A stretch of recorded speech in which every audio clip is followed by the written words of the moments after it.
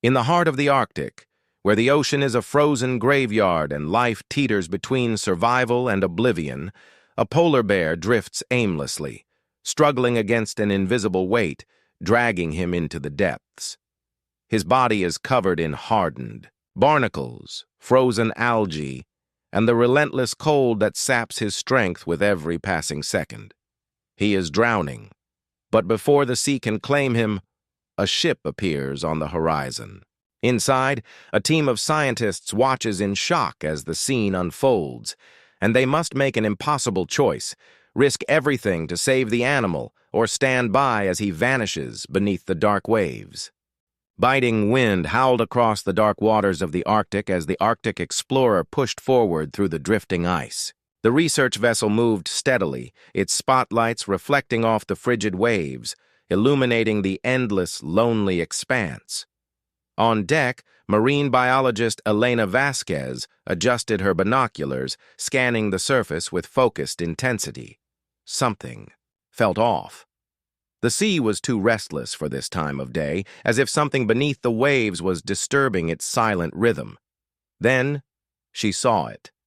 A massive white figure moved sluggishly through the water. But something was wrong. The animal was swimming, erratically, barely keeping its head above the surface. Elena's pulse quickened as she grabbed her radio. "Captain, there's something in the water, starboard side." Immediately, the crew rushed to the deck. Captain Lars Koenig raised his binoculars, his expression darkening as he focused on the struggling creature. "It's a polar bear, and it's in trouble."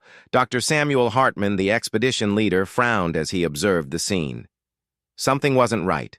Polar bears were exceptional swimmers, capable of traveling vast distances across open water.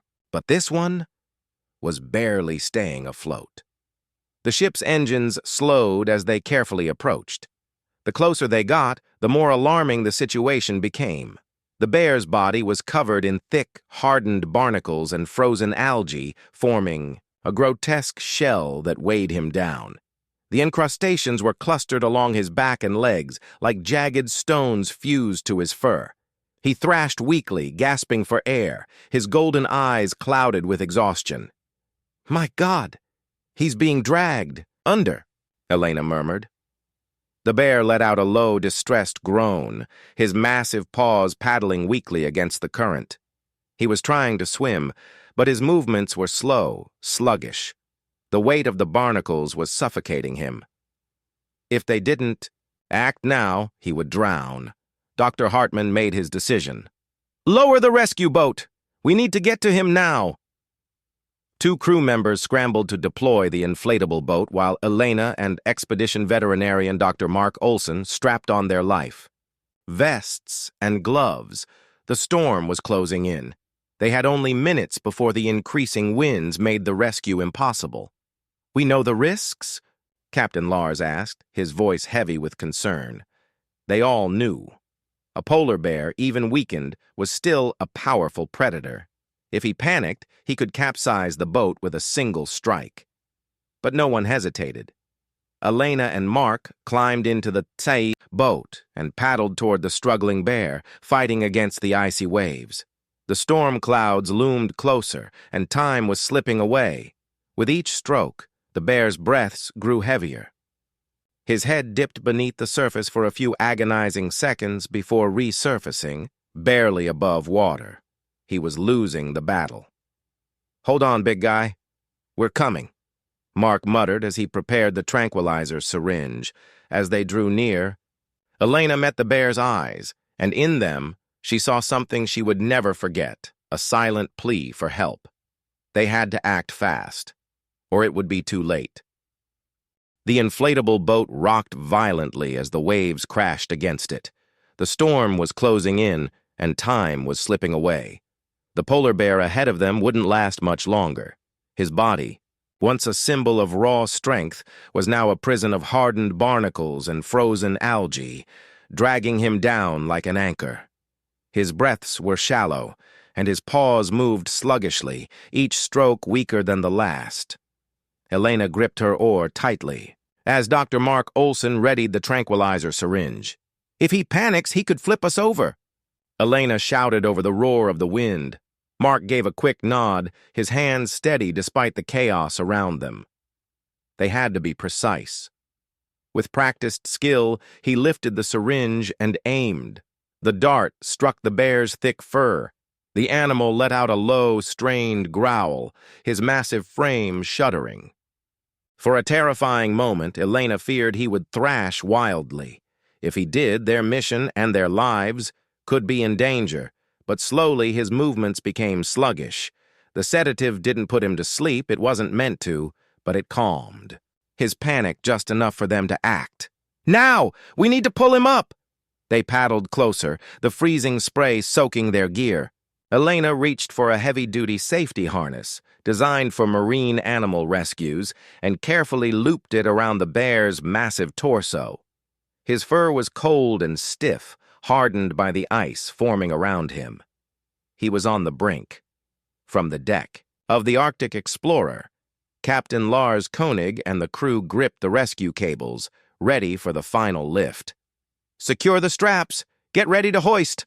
Elena called into the radio. She checked the harness one last time. The bear was still, breathing, but the water was rising around him. If they took another minute, he would drown. "Pull now!" The ship's winch roared to life, and the cables tightened. Slowly, the bear's colossal body began to rise from the sea. Water cascaded from his fur as his massive frame was lifted out of the waves. The barnacles, now fully visible, formed a horrific armor of jagged, rock-like clusters, fused to his back and legs. The rescue boat was pulled up alongside the ship, just as the first strong gust of the storm hit them. As soon as they reached the deck, the team sprang into action. Mark knelt beside the bear and pressed his hand to its chest. His heart is still strong, but his body temperature is dropping fast. "We need to work quickly." Elena grabbed a hose connected to warm water and began spraying the thick layers of barnacles, trying to loosen them without causing further injury. The process had to be careful. If they ripped them off too fast, they could cause serious wounds. "We need scalpels and forceps for the largest ones," Mark instructed. The crew worked in synchronized urgency, cutting and peeling away the barnacles one by one, revealing raw, irritated skin underneath. With each cluster removed, the bear's body seemed to relax just a little more. Above them, thunder rumbled. The storm was nearly upon them. Captain Lars's voice came over the radio. "You've got less than 20 minutes before the winds get too strong. Finish up and prepare for release." Mark cleaned the final patch of skin, wiping away a trickle of blood where a particularly stubborn barnacle had been attached. Then, something happened. The bear moved a paw, attempting to push himself. Up Elena and Mark instinctively stepped back. The sedative was wearing off. If he got scared, everything could go wrong in an instant. She looked at Mark. "Do you think he can stand?" The bear blinked slowly. His eyes seemed clearer now. For the first time since they had found him, he looked like he knew he was free.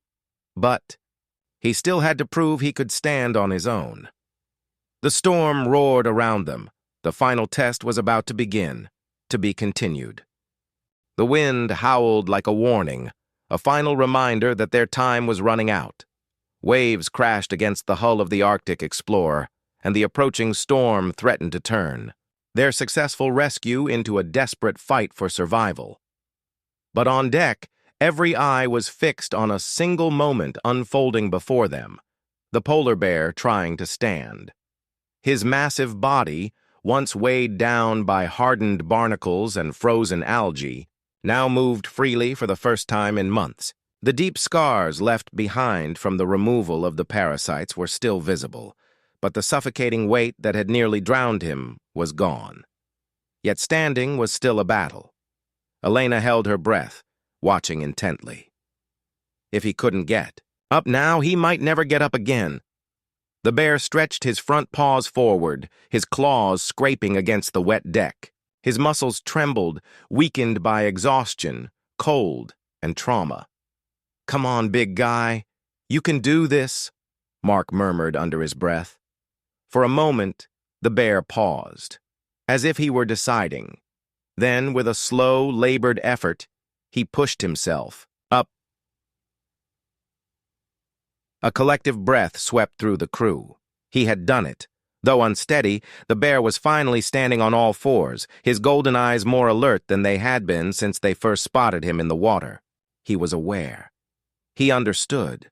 But now, it was time to let him go. "Storm's almost on top of us. We need to release him now." Captain Lars's voice crackled over the radio. The team rushed to secure the final phase of the rescue. The same crane that had lifted him from the freezing ocean was repositioned. Elena and Mark quickly fastened the harness one last time, making sure everything was in place. The goal was to lower him gently back into the sea, avoiding any further injury. Elena ran a final check. The bear was breathing steadily. His posture was stronger now. He was ready. "We're set. Let's do this." The ship's winch roared to life and the cables tightened once again. Slowly, the bear was lifted into the air, swaying slightly as the winds grew stronger. But he didn't struggle. He just waited. As the storm raged closer, the crew fought against the intensifying wind. The final release had to be perfect. With one last calculated movement, the bear was lowered into the icy waters of the Arctic. For a moment, he remained still. Then, instinct kicked in. He stretched out his legs, moving freely for the first time in what felt like an eternity. And then he swam. Elena held onto the railing, barely able to breathe as she watched him glide through the water. Strong, fast, free. "He's swimming, and he's doing it well," she said, her voice barely above a whisper. The bear swam a few more meters before stopping. He turned his head back toward them. Their eyes met. It lasted only a few seconds, but in that fleeting moment, Elena felt something she would never be able to put into words. And then, without hesitation, he turned back toward the horizon and disappeared. Between the ice floes. He was gone. He was free. The team remained silent, staring at the spot where he had vanished. The storm loomed above them, but for a moment it didn't matter. They had saved a life, a creature that had been drowning under, the weight of something beyond its control. Mark exhaled and shook his head in amazement. That was incredible. Elena smiled, feeling the tension leave her body. It was a miracle. The radio crackled with Captain Lars's voice. "All crew inside! The storm is here!" Snow swirled through the air as the winds roared around them. The storm had arrived. Epilogue. A second chance days later, a tracking alert popped up on their system. Elena opened the video feed, and her breath caught in her throat. The bear was alive. And he was hunting. The footage showed him moving across the ice, stronger, faster. The weight that once trapped him was now only a memory. She closed her eyes for a second, then smiled. He made it. He survived. And in the ruthless, unforgiving, Arctic wilderness, survival was the greatest miracle of all. The end. The Arctic may be unforgiving, but this story proves that even in the harshest places, survival is possible. Want to see another incredible rescue story? Click on the next video now. Watch it before it disappears.